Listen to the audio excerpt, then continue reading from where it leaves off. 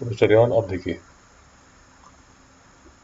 Half life आपको दिया हुआ है 87.8 days, what percentage of sample remains, ये देखिए रिमेन की बात करें।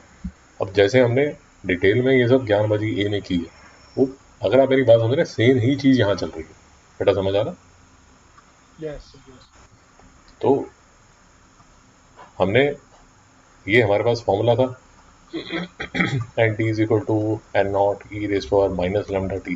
तो हमें समझ आ गया कि यार ये जो N T upon N naught है, जो हम डिटेल में अभी हमने बात की है, वो minus lambda T by e raise to minus lambda T के इक्वल है। यस। और बार बार 20-25 मिनट स्पेंड कर चुके हैं इस बात पे कि ये जो N T upon N naught होता है, N T upon N naught जो होता है वो,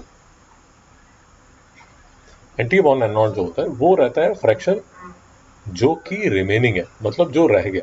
इसके इसको छोड़ के बाकी की जितनी भी चीजें हैं, मतलब क्या, ये वन माइनस वन माइनस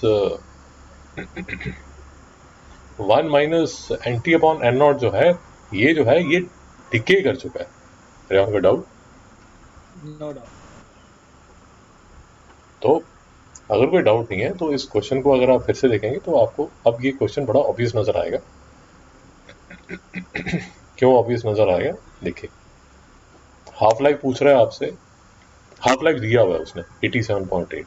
तो आपको पता है कि यार अगर हाफ लाइफ उसने दिया हुआ है 87.8 डेज, ये डेज है, तो मैं लैम्डा निकाल सकता हूँ 0.693 upon T half. Mister Rehan कोई डाउट? No doubt. तो अगर मैं एक बार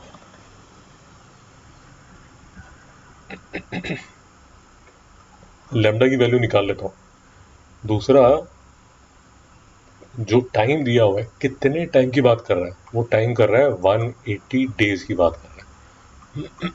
तो इससे मैं लैम्डा टी जो फैक्टर है उसकी वैल्यू निकाल सकता हूँ। नहीं समझ आ रहा है?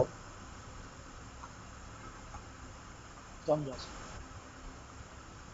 देख लीजिए आप किसकी किसकी वैल्यू निकाल सकते हैं। लैम्डा की वैल्यू आप निकाल सकते हैं 0.693 upon T half. T half इस क्वेश्चन में जो दिया हुआ है वो दिया हुआ है 87.8। उसके बाद टी की वैल्यू वो आपको कितना दे रहा है, वो बोल रहा है 180 डेज। ठीक है, तो आप इसमें डालेंगे तो ये कैसा आपको नजर आएगा, e raise to power minus 0.693 upon 87.8 into 180। Revan ji कोई doubt? No doubt. And as expected ये जो ई के सर पे जो ये इतना बड़ा सा नंबर पड़ा हुआ है ये यूनिटलेस होगा, तो आपके पास यहाँ से ई की वैल्यू आ जाएगी। मेरी बात समझ आई? नहीं आई? समझा। तो इसको आप कैलकुलेट करेंगे तो इसकी जो वैल्यू है वो आ जाएगी 0.2415। नहीं समझ में आया दोस्त? समझा। और ये तो हम बार बार बात कर ही रहे हैं कि ये जो है ये N T upon N naught जो है वो फ्रैक्शन रिमेनिंग है।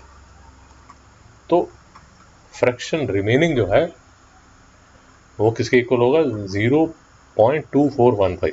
रेवान जी डाउट है? No doubt.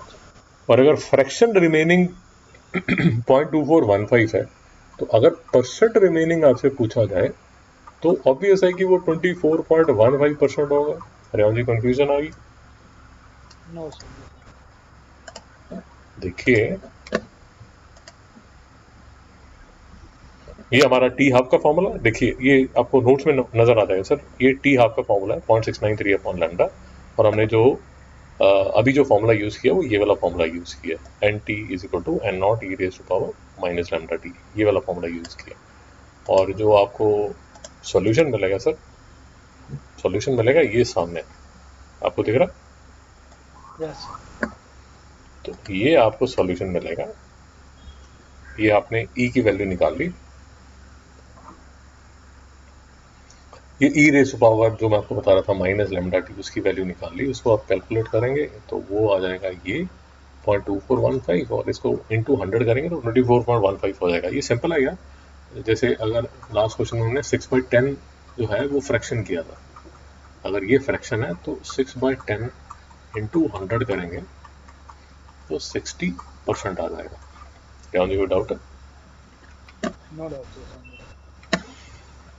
तो ये एक्सरसाइज में सेम से ही क्वेश्चन है, सिंपल क्वेश्चन है, बट दिस हम ये क्वेश्चन इसलिए कर रहे हैं because this will help us understand